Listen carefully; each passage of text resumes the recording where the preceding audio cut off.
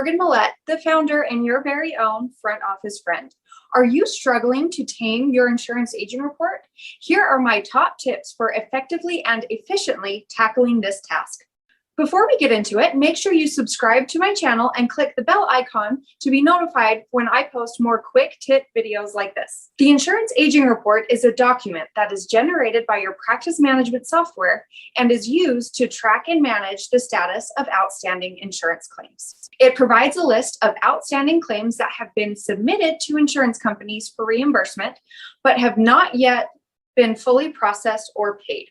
The report typically categorizes claims based on their age, indicating how long they have been pending. It will include the claim details such as the patient name and date of service, as well as their date of birth, the amount that was charged, and the amount that is estimated to be covered by insurance. It will group each claim into aging categories such as 30, 60, 90, and 120 plus days old. The insurance aging report directly impacts the financial health of the practice. Unresolved claims represent the potential revenue that has not been collected. Insurance claims need to be processed and paid in a timely manner to ensure that the practice receives the reimbursement it is owed for the services that were provided to the patients. Insurance companies have specific deadlines for submitting claims, known as timely filing limits.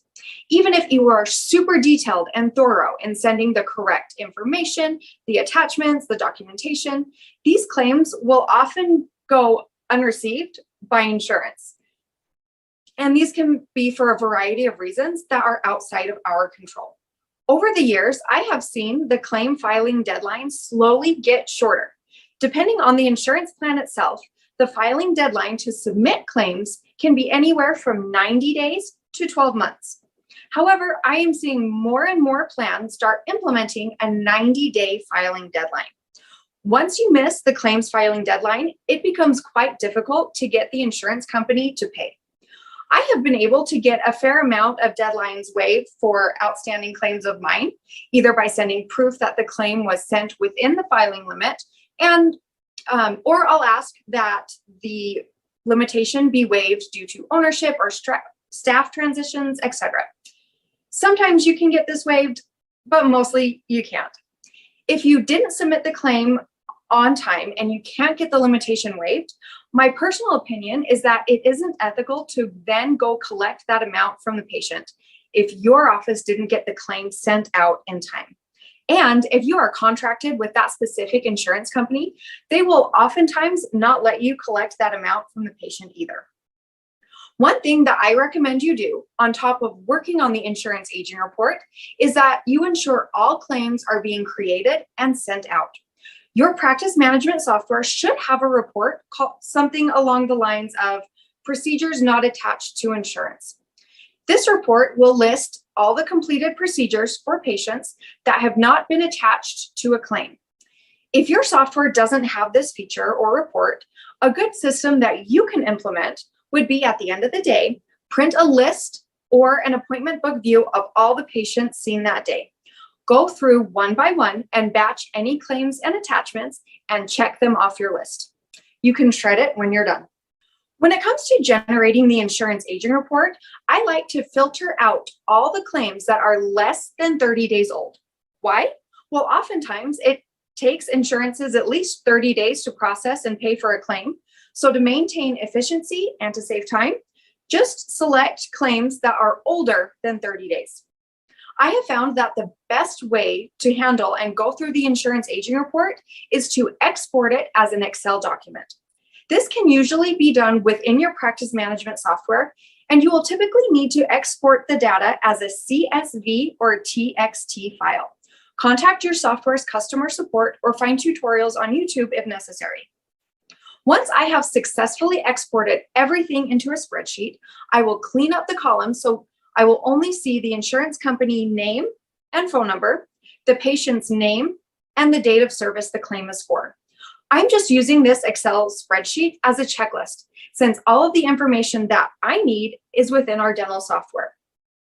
You will see that I have a highlighted legend up at the top of red for claims that need to be appealed, Blue for claims where we need more information from the patient.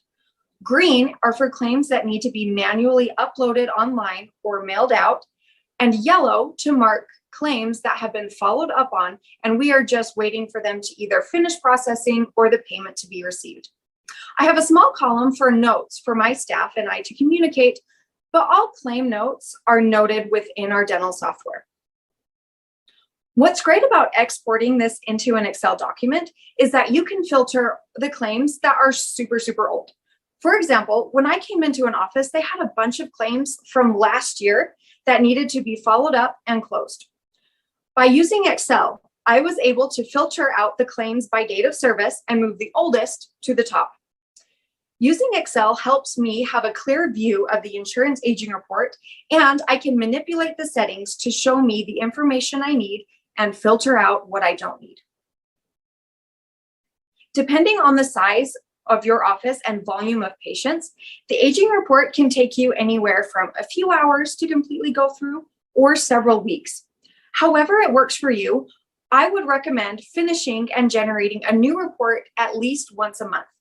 The ideal time frame would be every 2 weeks, but if that isn't feasible for your office, once a month is perfect. When I say go through the insurance aging report, I don't just mean look at the data, run the report, and be done. You need to physically open each claim within your dental software and contact the insurance either through your claims clearinghouse, the insurance provider website, or get on the phone and call them. You'll need to check the status of the claim. Make sure that the claim was sent to the correct insurance with the correct information and the corresponding attachments. I utilize all 3 options of reaching out to the insurance companies to follow up with claims. Sometimes I can get the information I need just through our claims clearinghouse. I mainly use the insurance websites just to make sure that they receive the claim and it's in process. Lastly, I call insurances to speak with a representative, especially if I have a difficult claim to work with. I found that the best times to call insurances are first thing in the morning, right after they open, and then Friday afternoons around 2 or 3 p.m. Remember, even if you are frustrated at the situation with a claim, it's vital that you do not take those frustrations out on the customer service team. They are people too, and they're more likely to help you and go out of their way, go above and beyond when you aren't yelling at them or berating the system. After you have checked the claim status and whether you are waiting for payment, you send off new information, document it. In your claim status notes within the dental software, create a note that explains what is going on with the claim and what you did about it. It can be as easy as claim paid on July 31st, payment is on its way. Or insurance needed the seat date for the crown, called insurance, spoke with Debbie, and provided the information over the phone. It's a good rule of thumb that whenever you speak with a customer service representative, get the call reference number and note it down in the claim status notes. This will help you in the future if the claim is still not processing for whatever reason. You can use these claim reference numbers to backtrack and see what's going on. Well, that's a wrap. Let's do a quick recap on what we covered.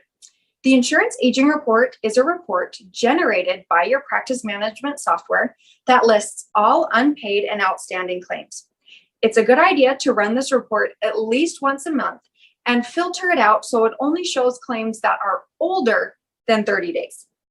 We want to make sure we are constantly working on this report so we can send all claims within the insurance plan's timely filing limit. I believe that the best practice for working on this report is to export the data into a spreadsheet and then filter, label, highlight as needed. Use it as a checklist to make sure that all claims are being followed up on. Utilize insurance websites, the clearinghouse information, and call insurances as you need to in order to ensure that all claims are being received, processed, paid, and closed. Keep detailed claim status notes so you don't forget what's going on with the claim, and so anyone in the office can help out and pick up right where you left off. If you found this video helpful and informative, don't forget to hit the subscribe button for more videos. If you are interested in learning more about how to implement practical and efficient systems within your dental practice, Be sure to enroll in my Front Office Mastery course at www.frontofficefriend.com. Thanks so much, and I'll see you next time.